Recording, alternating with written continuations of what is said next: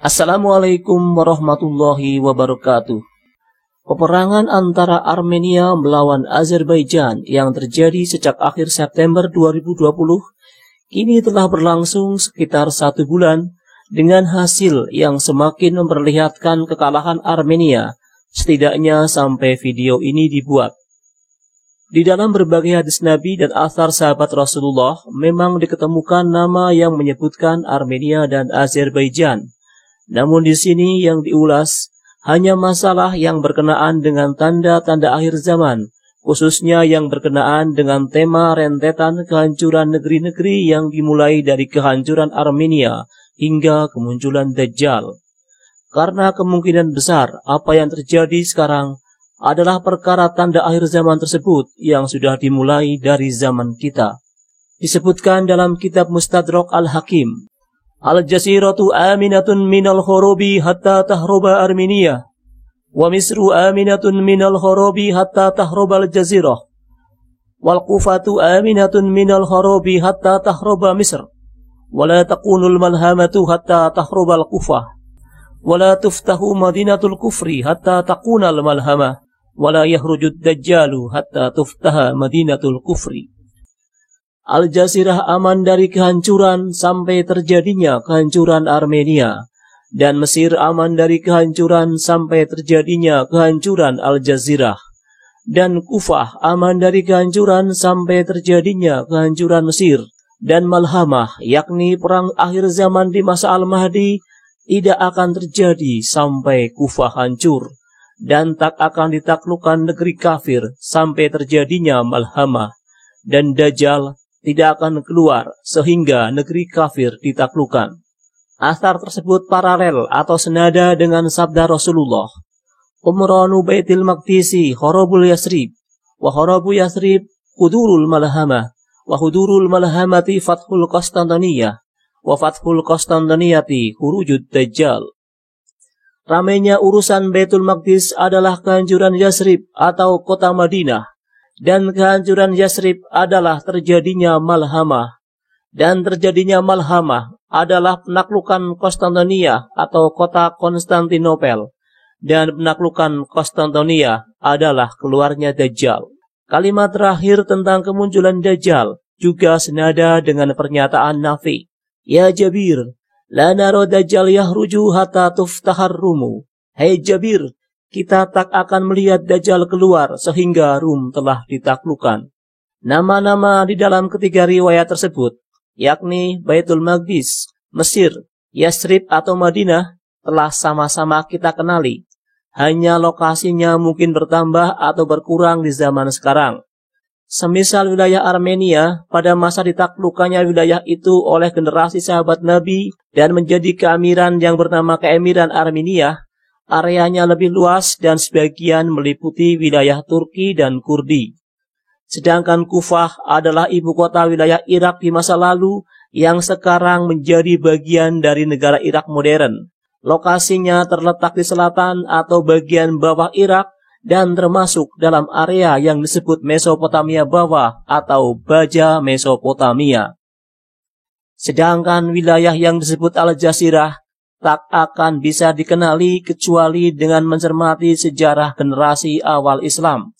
Al-Jazirah adalah emirat di sebelah barat atau di samping kiri Emirat Armenia. Dikenal sebagai Alta Mesopotamia atau Mesopotamia bagian atas. Daerah Al-Jazirah terletak di antara sungai Efrat dan Tigris yang meliputi kota-kota atau wilayah seperti Raqqa, Deir Az-Zur, Sinjar, Mosul, Ramadi, dan sebagainya.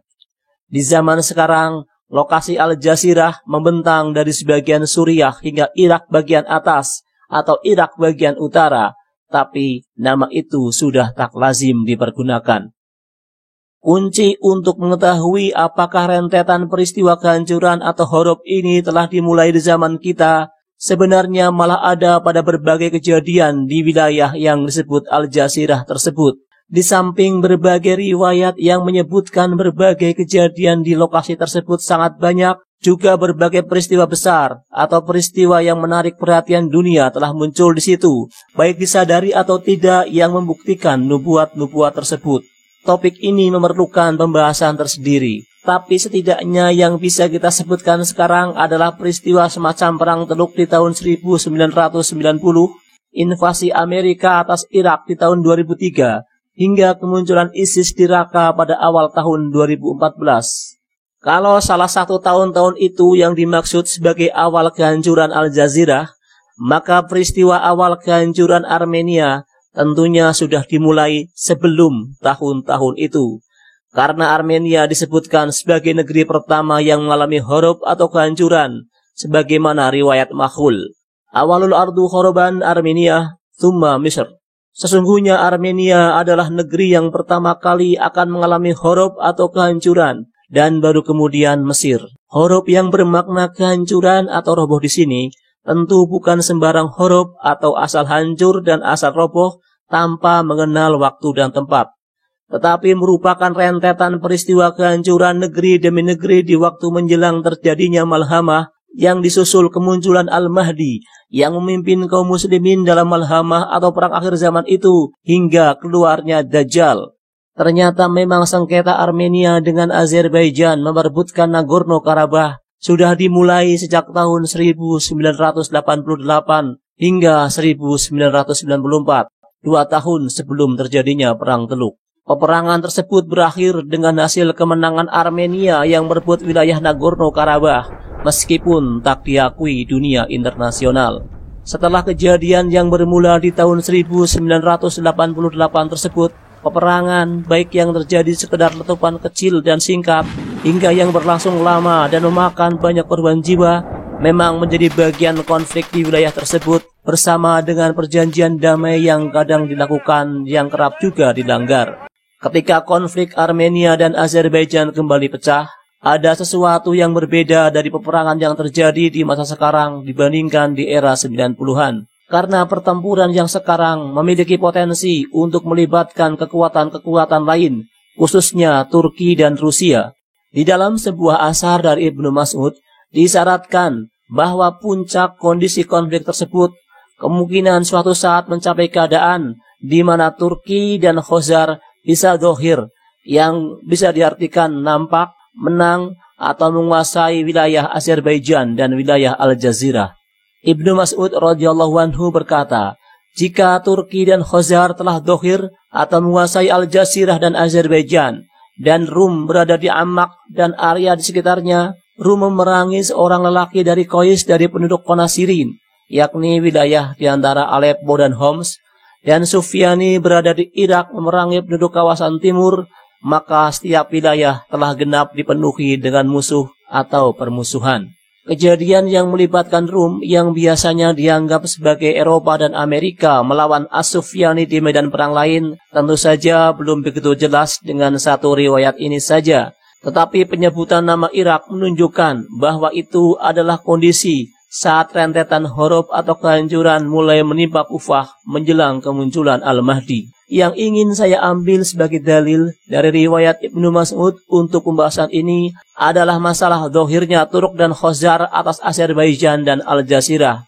Teks tersebut bisa mengindikasikan bahwa Azerbaijan akan lebih dominan dalam konflik yang sekarang tengah terjadi dengan Armenia yang disebabkan atau menyebabkan Turk dan Khazar berada, terlibat, atau menguasai wilayah itu. Nama Turk dan Khazar bisa dipahami dengan mudah sebagai negara Turki sekarang dan atau wilayah Rusia.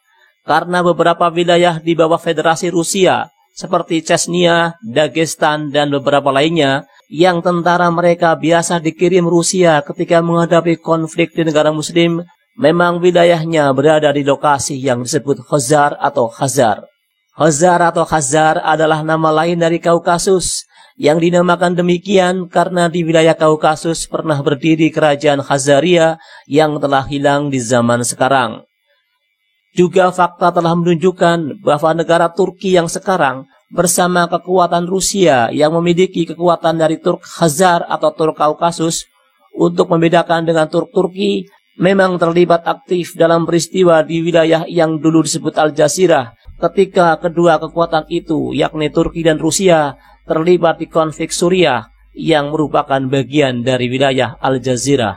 Yang ingin saya tekankan dalam akhir pembahasan ini adalah sebenarnya kita kemungkinan besar berada dalam masa-masa terpenuhinya nubuat dari berbagai peristiwa sebelum kedatangan Al-Mahdi, baik disadari atau tidak. Berbagai bukti tentang hal ini masih sangat banyak, baik yang telah terjadi atau belum terjadi, yang bisa dibahas dalam kesempatan lain. Wallahu a'lam bishawab.